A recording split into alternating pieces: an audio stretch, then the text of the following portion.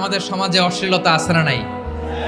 নানা ভাবে, নানা নামে, নানা মোড়কে আমাদের সমাজে আছে না নাই? সংস্কৃতির নামে, ফ্যাশনের নামে, বিনোদনের নামে, উপন্যাসের নামে, কনসার্টের নামে অশ্লীলতা আছে না নাই? আপনি দেখেছেন কনসার্টগুলোর অবস্থা? এই যে আতিফ আসলাম যে আসছে আমাদের দেশে, তারপর কে কে আসছে, আমাদের তরুণ তরুণীরা, আমাদের যুবক যুবতীরা, আমাদের জেনজিরা, কি অবস্থা ওইখানে? হ্যাঁ, কি অবস্থা? কে বাঁচাবে ওদের? কে রক্ষা করবে ওদের ইমানের, ওদের চরিত্রের হেফাজতের গ্যারান্টি কে দিবে? কনসার্টের নামে অশ্লীলতা আছে না নাই?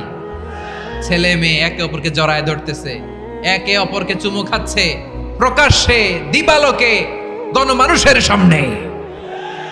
আল্লাহ তাআলা এই অশ্লীলতা থেকে আমাদেরকে বেঁচে থাকতে বলেছেন।